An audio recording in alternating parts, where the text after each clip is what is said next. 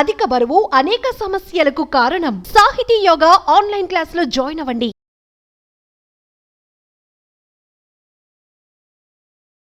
నమస్కారం, నేను మీ జాహ్నవి.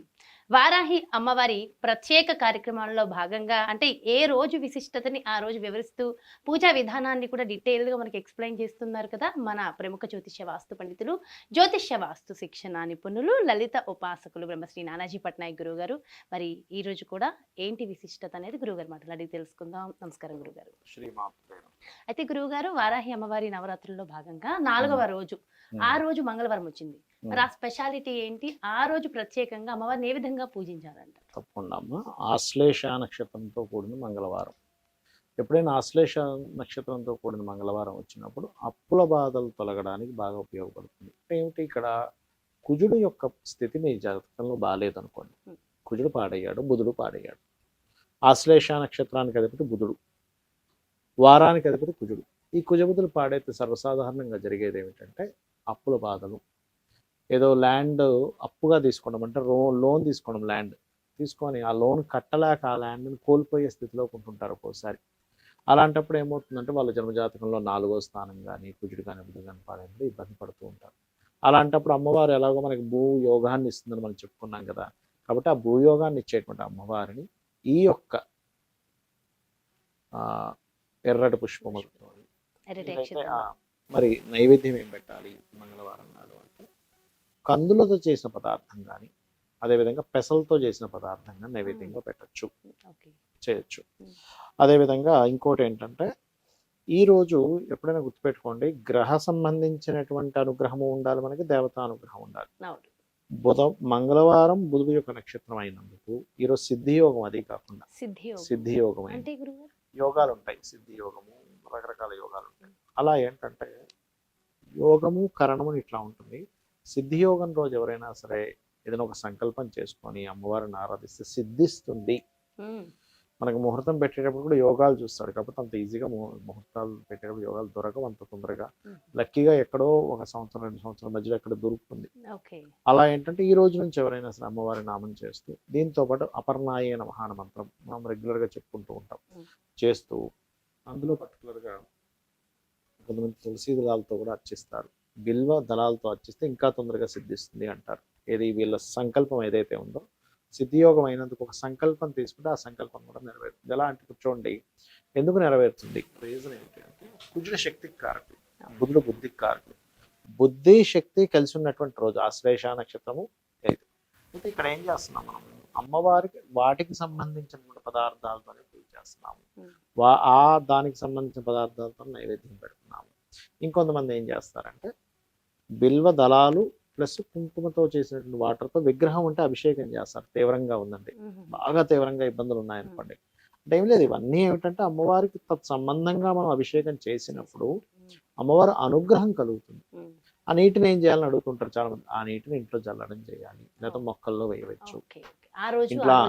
ఇంట్లో అభిషేకం చేసిన వాటర్ ఏదైతే ఉంటుందో పసుపు గంధంతో చేస్తారు, పసుపుతో చేస్తారు, కుంకుమతో చేస్తారు. ఇంట్లో జల్లితే ఏమవుతుందంటే ముఖ్యంగా మంగళవారం నాడు ఎప్పుడైనా మనం అమ్మవారిని చేసినప్పుడు ధూపం ఎక్కువగా ఇవ్వాలి. అమ్మవారికి ధూపం ఇస్తూ ఇంట్లో అభిషేక జలాలు ఇంట్లో జల్లితే కూడా మనకి చూడండి ఒక్కోసారి ఇంట్లో ప్రేతలు అంటారు, ఆ ప్రేత బాధ అనేటువంటిది తగ్గుతుంది. ఆ రకంగా చేసుకుంటూ పూజ అనేటువంటి చేసుకోవాలి. సో అలాగే పూజా విధి విధానం కూడా షూర్. ఈ పూజా విధి విధానంలో ముఖ్యంగా నేను మీకు అందరికీ చెప్పేది ఒకటే, ఎవరైతే మంత్రం చదవడం రాదు, ఇంగ్లీష్ మీడియం చదువుకున్న వాళ్ళు ఉంటారు, సరిగ్గా పలకడం రాని వాళ్ళు ఉంటారు, వాళ్ళకి పలకడం తప్పిపోతుందేమో భయం ఉంటుంది. అలాంటివి ఏమి భయాలు లేకుండా మనసును పెట్టి చేసే పూజ. అయితే ఒకసారి మరి పూజా విధి విధానం కూడా తప్పకుండా. ఇక్కడ ఏంటంటే మనకి ఏ మంత్రము తంత్రము చేయడం రాదు అనుకున్నప్పుడు కూడా సింపుల్ గా చేసే విధానం చెప్తాను. మొట్టమొదటిగా ఒక చిన్న పసుపు గణపతిని చేసుకొని కూడా చేయొచ్చు. ఒక చిన్న ముద్దలాగా, అంటే అది గణపతి అని మనం ఫీల్ అయితే చాలు. గణపతి షేపు, ముఖం రాలేదు, దానికి చెవులు ముక్కు అన్ని ఉండాలని రూల్ ఏమి లేదు. ఇది మొట్టమొదటిగా మీరు అర్థం చేసుకోండి. గణపతి పూజ చేయాలి ఇప్పుడు కూడా. ఇప్పుడు సహజంగా అయితే శుక్లాంబరధరం విష్ణు అనేటువంటి చదువుతాం, లేదా గణానాం త్వా గణపతి కుంభమామసే అని చదువుతాం. మీకు గణపతి మంత్రం కూడా రాదు, ఓం మహాగణాధిపతయ నమః అనుకుంటూ ఒక 11 సార్లు ఇక్కడ ఏం సరిపోతుంది. ఓం మహాగణాధిపతయ నమః, ఓం మహాగణాధిపతయ నమః, ఓం మహాగణాధిపతయ నమః. మనసుని పెట్టి మనసుతో చేయాలి. సో గణపతి పూజ అయిపోయింది. ఇప్పుడు దాని తర్వాత దీపపు కుందికి దీపం వెలిగించి దీపానికి కుంకుమ అద్దండి, దీపం వెలిగించండి. మీరు ఎప్పుడు కూడా గణపతి పూజ తర్వాత దీపారాధన, దీపానికి ఒక్కసారి నమస్కారం చేసుకొని అక్షింతలు కుంకుమ అంటించడం, కుంకుమ పెట్టండి దీపానికి, కుంకుమ పెట్టి నమస్కరించుకోవాలి. దీపం కూడా సాక్షాత్ స్వామివారి అమ్మవారి స్వరూపమే అని చెప్పి భావిస్తూ పెట్టాలి. అంటే మీకు ఆ భావన కలగాలి. ముఖ్యంగా ఎప్పుడు కూడా పూజ చేసేటప్పుడు భావన చాలా ముఖ్యము, గుర్తుపెట్టుకోండి. ఆచమనం చేయాలి. ఓం కేశవాయ స్వాహ, నారాయణాయ స్వాహ, మాధవాయ స్వాహ అంటాము. కేశవ నామాలు మొత్తం వచ్చు. ఓం గోవిందాయ నమః, విష్ణవే నమః, మధుసూదనాయ నమః అని అన్నీ వస్తే అన్నీ చేయొచ్చు. లేవంటే అన్నీ రావు అనుకుంటే నారాయణ నారాయణ అనుకున్నా సరిపోతుంది. కొన్ని అక్షింతలు తీసుకోండి, వాసన చూసి ఎడమ చేతి నుంచి పక్కకు పడేసేయండి. అలాగే వాసన చూసి అక్షింతలు వేసిన తర్వాత ప్రాణాయామం చేయాలి. ఇలా ముందు ఎడమ ముక్కు నుంచి తీసుకొని, కొంతమంది ముక్కు నుంచి కూడా తీసుకుంటారు, బ్లాక్ చేసి మళ్ళీ ఉదయం ప్రాణాయామం చేయాలి. ఎందుకు ప్రాణాయామం చేస్తామంటే మనకు నెగిటివ్ ఎనర్జీ అనేటువంటిది ఇంకా ఏదైనా లోపల ఉన్నా కూడా మనం పూజ చేస్తున్నప్పుడు ఎక్కడ ఏ ఆటంకం కలగకుండా ఉండడానికి. అలాగే ఇది అయిన తర్వాత సంకల్పం చెప్పుకోవాలి. సంకల్పం అంటే అందరికి మంత్రోత్సంగా రాదు. అమ్మా నేను నీకు పూజ చేస్తున్నాను, నాకు ఇప్పుడు ఉన్నటువంటి ఇబ్బంది ఇది ఉంది, మీ గోత్రము నామము చెప్పుకొని. ఇప్పుడు మీకు గోత్రం నామం తెలిసిన వాళ్ళు ఉంటారు, గోత్రనామం తెలియని వాళ్ళు కూడా ఉంటారు. కొంతమంది గోత్రం తెలుసు, నామం తెలుసు, నక్షత్రం తెలుసు అనుకోండి. అవి చెప్పుకొని అమ్మ నేను నీకు భక్తి శ్రద్ధలతో నేను నీకు ఈ 9 రోజులు పూజ చేస్తాను, నా మనసు పెట్టి నా శక్తి కొలది నీకు పూజ చేస్తాను, నాకు పలానా సమస్యలు ఉన్నాయి, అప్పులుంటే అప్పులు బాధలు, అనారోగ్యం ఉంటే అనారోగ్యం, ఏముందో చెప్పుకోండి అమ్మవారికి. చెప్పుకొని అక్షింతలు అక్కడ వేయండి. దీని తర్వాత గంటానాదం తీసుకోండి. గంటను వాయిస్ కూడా మంత్రం ఉంటుంది. కాకపోతే ఇక్కడ మనకి ఏంటంటే అంతా కూడా మనకి మంత్రం రాని వాళ్ళ కోసం ప్రత్యేకంగా చేసే విధానం చూపిస్తున్నాం. అందుకని ఏంటి, వారాహిదేవి నమః అనుకుంటూ గంట వాయించవచ్చు, తప్పులేదు. ఒకవేళ ఎవరికైనా కలశంతో చేసుకోవాలని ఉంది, వాళ్ళ కలశం పెట్టుకోవచ్చు. వాళ్ళకి ఆనవాయితీ ఉంటేనే కలశం పెట్టుకోవాలి. 9 రోజులకి ఆ కలశం అట్లాగే పెట్టుకోవచ్చు. కానీ ఆనవాయితీ ఉండాలి, ఆనవాయితీ ఉంటేనే. ఇప్పుడు ఇంకొకసారి అంటే శాస్త్రోక్తంగా గణపతి పూజ చేస్తారు మళ్ళీ ఒకసారి గణపతిని. అలా లేదు, ఒక్కసారి మళ్ళీ మహాగణాధిపతి నమః అనుకుని అక్షింతలు వేసుకోవచ్చు. ఆ గణపతి దగ్గర వేసినటువంటి అక్షింతలను తీసి తల మీద చల్లుకోండి. అంటే మీకు గణపతి పూజ ఎందుకు చేస్తామంటే ఈ పూజలో ఎక్కడా కూడా మనకి ఆటంకం కలగకుండా స్వామివారిని చూడమని చెప్పి మనసులో అనుకోవాలి. అంటే ప్రాణ ప్రతిష్ఠ అంటారు. వరాహి తల్లి నాకు ఆ మంత్రాలు తంత్రాలు ఏమి తెలియవు కాబట్టి నువ్వు ఇక్కడికి వచ్చి ఉంటున్నావు, నువ్వు ఉంటున్నావు అని భావిస్తున్నాను అని మనస్ఫూర్తిగా అనుకొని వేయండి. అంటే ఏమిటంటే మీ భావన ముఖ్యం ఇక్కడ. అదేవిధంగా మరొక విషయం ఏంటంటే ఆవాహనం. అంటే ఇప్పుడు చూడండి, మన ఇంటికి ఒక అతిథి వస్తాడు, రాండి రాండి అని చెప్పి పిలుస్తాం కదా. అలాగే అమ్మవారిని పిలిచినట్టుగా ఒక ఆవాహనం పిలిచి ఒక కుర్చీ వేస్తాం కదా, అలా అక్షింతలు చల్లాలి. ఆవాహనం, స్వామి అమ్మ నేను నీకు ఆవాహనం పలుకుతున్నాను. ఆసనం అంటే ఒక సీట్ వేస్తాం, లోపలికి పిలిచాము. ఇప్పుడు అమ్మ లోపలికి రా అమ్మ, మా ఇంట్లోకి వచ్చావు తల్లి, నీకు నమస్కారం, మా ఇంట్లోకి వచ్చిన నీకు నమస్కారం, ఇక్కడ కూర్చో తల్లి అని అనుకొని అక్షింతలు వేస్తున్నాం మళ్ళీ. దాని తర్వాత పాఠ్యం సమర్పయామి అంటారు మనకు పూజలో. అంటే ఏమిటి, అమ్మవారికి కూడా ఏంటంటే కాళ్ళు కడుగుతున్నాం అనే భావంతో నీట్గా ఉంది. ఈ నీరు అది ఆచమనం చేసిన వాటర్ కాకుండా సపరేట్ వాటర్ తీసుకోవాలి. ఇప్పుడు అందుకే 2 కలశాలు పెట్టమన్నారు. అంటే ఏంటి, ఇలా చూపించి పక్కన ఇంకో గిన్నెలో వేస్తారు, ఇలా చూపించి ఆ గిన్నెలో వేసేసేయండి. అంటే కాళ్ళు కడిగినట్టుగా అనమాట. కాళ్ళు కడుగుతున్నాను తల్లి, నీ యొక్క పాదాలు కడుగుతున్నాను. అదేవిధంగా